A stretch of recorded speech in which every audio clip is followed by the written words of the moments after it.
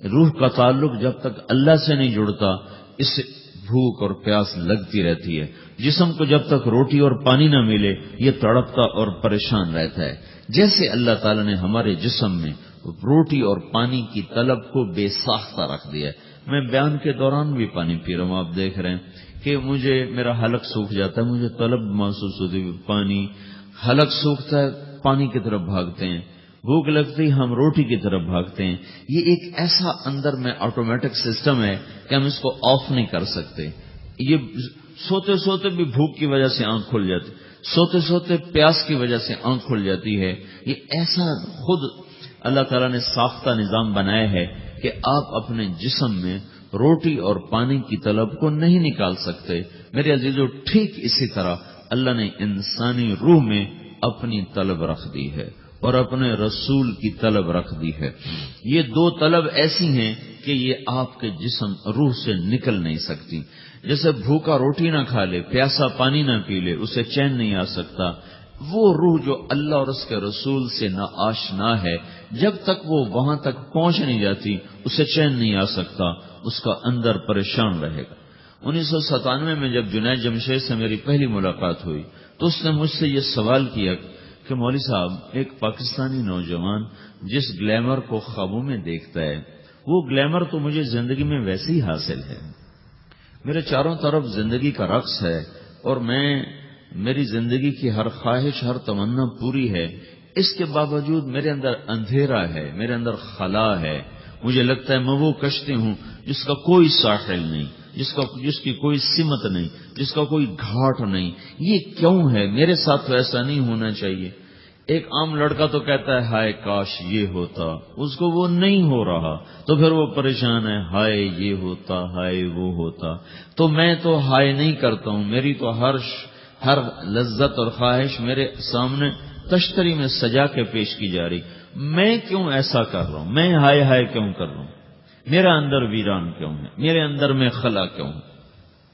یہ وہی خلا ہے کہ وہ روح کی پیاس کو شراب میں بجھانا چاہتا ہے، وہ روح کی پیاس کو لڑکی میں بجھانا چاہتا ہے، وہ روح کی پیاس کو موسیقی سے بجھانا چاہتا ہے، وہ روح کی پیاس کو دنیا کی رعنائیوں میں 5 اسٹار ہوٹلوں سے بجھانا چاہتا ہے. روح کیا جانے روٹی کیا ہے، شراب کیا ہے، پانی کیا ہے، عورت کیا ہے، موسیقی کیا ہے، گھنگرو کیا ہے، پائل کیا ہے، چھنکار کیا ہے. روح کو ان چیزوں کی کیا خبر؟ امریکہ میں ہماری ایک جماعت تھی تو 4 لڑکیاں 2 لڑکے مسلمان ہیں. تو ایک لڑکے کا نام رکھا تھا ابراہیم، اور اس کو جب پڑھایا نا کلمہ، انہوں نے کہا ہائے، انہوں نے کہا ہائے، وہ دونوں ہاتھ یہاں رکھے سینے پر، دل پر، کہا ہائے.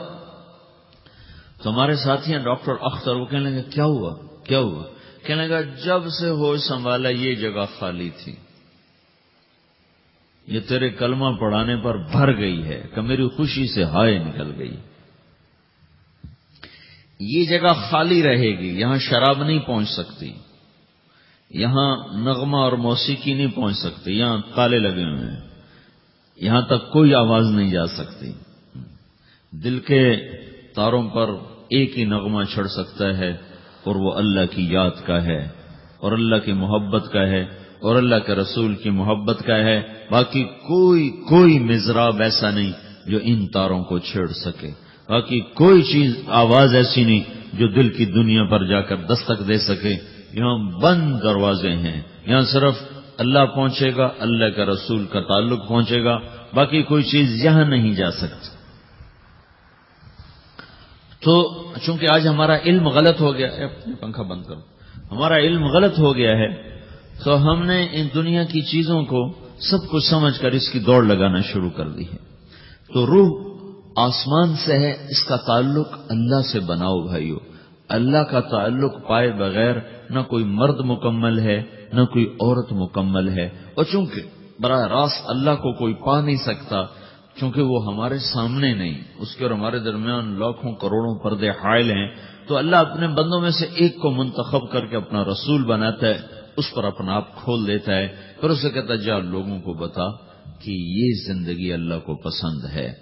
وہ اللہ کا جو رسول ہے وہ بندوں اور رب کے درمیان واسطہ بن جاتا ہے. اللہ نے ہمیں حضرت محمد صلی اللہ تعالی علیہ وسلم جیسا رسول دے دیا. اللہ تعالیٰ نے اپنا آپ کسی کو نہیں دکھایا. موسیٰ علیہ السلام پہ ایک تجلی پڑی، ان کو 40 دن ہوش نہیں آیا. 40 دن اللہ سے ضد کرنے لگی، رب ارنی انظر الیک، یا اللہ میں تجھے دیکھنا چاہتا ہوں. اللہ تعالیٰ نے کہا موسیٰ یہ ہو نہیں سکتا. موسیٰ علیہ السلام اللہ کے نبی نے فرمایا لاڈلے نبی تھے، اللہ پاک سے ضد کر لیا کرتے تھے. پھر کہنے لگے نہیں یا اللہ میں نے ایک دفعہ تو ضرور دیکھنا ہے. تو اللہ تعالیٰ نے کہا اچھا تم ایسا کرو، میں طور پہ تجلی ڈالوں گا، فَإِنِ اسْتَقَرَّ مَكَانَهُ فَسَوْفَ تَرَانِي، تو میں تجلی ڈالتا ہوں طور پر، اگر طور کھڑا رہا تو تو بھی دیکھ لے گا.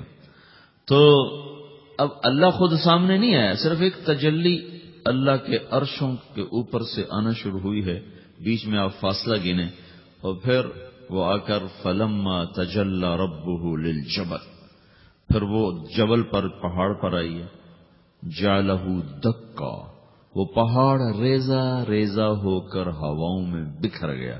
وخر موسیٰ صعقا، اور موسیٰ علیہ السلام بے ہوش ہو کے گر گئے.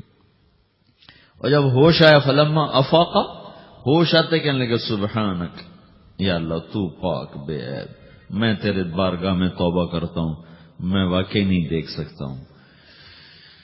ہاں کلام کا شرف ملا ہے، زیارت نہیں ہوئی. اللہ تعالیٰ نے حضرت محمد صلی اللہ تعالی وسلم کو مکہ سے اٹھایا اور بیت المقدس تک پہنچایا سواری پر، کہ دنیا اسباب کی ہے، یہاں سبب اختیار کیا، سواری کے پر بٹھا کر وہاں پہنچایا. اور اس کے بعد جب اوپر بلایا ہے تو پھر براق کی ضرورت نہیں پڑی، اوپر قدرت کا جہان ہے، اوپر اپنی قدرت سے بلایا ہے. یہ بیچ میں دیکھو نا کتنا بڑا، اب اگر ہوا سے اوپر چلے جاؤ، یہ 500 میل ہوا کا غلاف ہے، اس سے اگر اوپر چلے جائیں گے نا تو آپ خود بم بن کے پھٹ جائیں گے ایک دھماکے کے ساتھ. چونکہ ہر انسان کے اوپر ہوا کا ایک پریشر ہے، کوئی 280 من کے قریب ہر انسان کے اوپر ہوا کا پریشر ہے. اس پریشر کو توڑنے کے لیے میرے اندر خود ایک پریشر بنا ہوا ہے جو اس کو توڑ رہا ہے. جب یہ ہوا کا پریشر میرے اوپر سے ریلیز ہو جاتا ہے تو میرا اندر کا اپنا پریشر بم کی طرح پھٹے گا اور مجھے پرزے کر دے گا. اس لیے وہ خلائی لباس بنایا جاتا ہے جس میں وہ مصنوعی پریشر دیا جاتا ہے تاکہ اوپر جا کر یہ پھٹ نہ جائیں. ہمارے نبی جس کرتے اور تہمت میں تھے اسی کرتے اور تہمت سے بیت المقدس سے چلے ہیں اور ہوا کو نہیں پار کیا، 7 آسمان ہی پار کر لی. اور پہلے آسمان پر حضرت آدم علیہ السلام نے استقبال کیا ہے، اور دوسرے آسمان پر حضرت عیسیٰ علیہ السلام، زکریا علیہ السلام، یحییٰ علیہ السلام نے استقبال کیا ہے. تیسرے آسمان پر حضرت یوسف علیہ السلام نے استقبال کیا ہے. چوتھے پر حضرت ادریس علیہ السلام نے استقبال کیا ہے. 5ویں پر ہارون علیہ السلام نے استقبال کیا، اور 6 پر موسیٰ علیہ السلام نے استقبال کیا. اور 7ویں آسمان پر ایک بیت اللہ دیکھا ہے جس کا طواف ہو رہا ہے. استقبال کو کوئی موجود نہیں.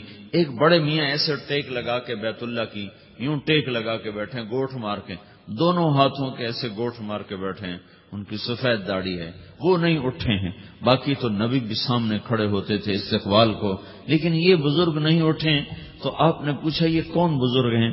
تو جبریل نے کہا یہ آپ کے دادا ابراہیم علیہ السلام ہیں. آپ خود چل کے آگے گئے ہیں، وہ قریب آئے تو آپ وہ اٹھے اور آپ کو گلے لگایا، ماتھا چوما، پیار کیا. سارے نبیوں نے استقبال کے دوران کہا تھا ہمارے بھائی آ گئے، مرحبا ہمارے بھائی آ گئے. لیکن جب ابراہیم علیہ السلام سے ملاقات ہوئی تو انہوں نے فرمایا مرحبا میرا بیٹا آ گیا، مرحبا میرا بیٹا آ گیا ہے.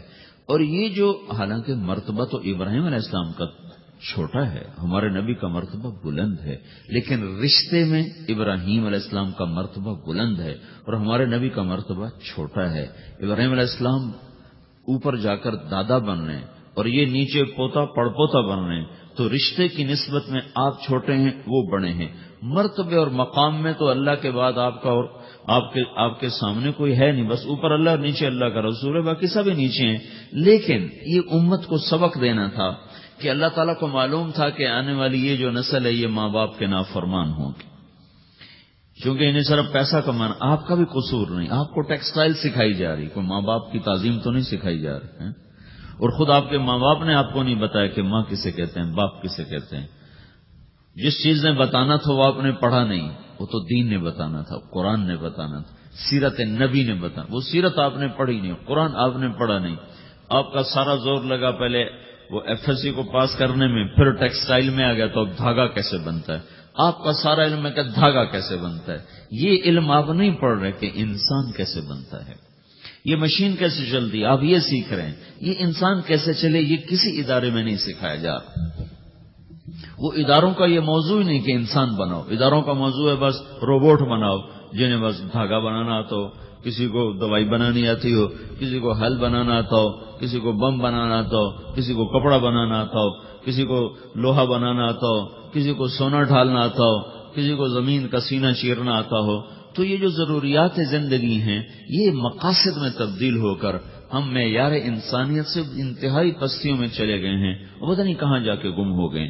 تو اللہ تعالیٰ نے ابراہیم علیہ السلام کی طرف حضور کو چلوایا تاکہ یہ پیغام ملے کہ ماں باپ کا ایک مقام ہے، ایک مرتبہ ہے جس کو کھو دینا سب سے بڑی ہلاکت ہے اور جس کی ناقدری سب سے بڑی تباہی ہے. ہمارے نبی پاک صلی اللہ تعالی وسلم سے جب پوچھا گیا یا رسول اللہ قیامت کب آئے گی تو آپ نے ارشاد فرمایا یہ اللہ کو پتہ ہے. تو اس نے پوچھا یا رسول اللہ کوئی نشانی بتائیں تو آپ نے فرمایا جب ماؤں کو اولاد ذلیل کرنے لگ جائے تو قیامت آ جائے گی. یہ کیا کہہ دیا ہے؟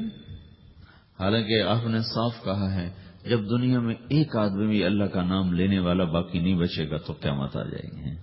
لیکن آپ نے کہا جب اور کہا انتلد الامۃ ربتہا، جب بیٹیاں بھی ماؤں کو ذلیل کرنے لگ جائیں، بیٹے تو کرتے ہی رہتے ہیں، کہ جب بیٹیاں بھی، جب بچیاں بھی اپنی ماؤں کو ذلیل کرنے لگ جائیں، نوکر کی طرح سلوک کرنے لگ جائیں تو پھر قیامت آنے آ گئی. کب پھر آ گئی.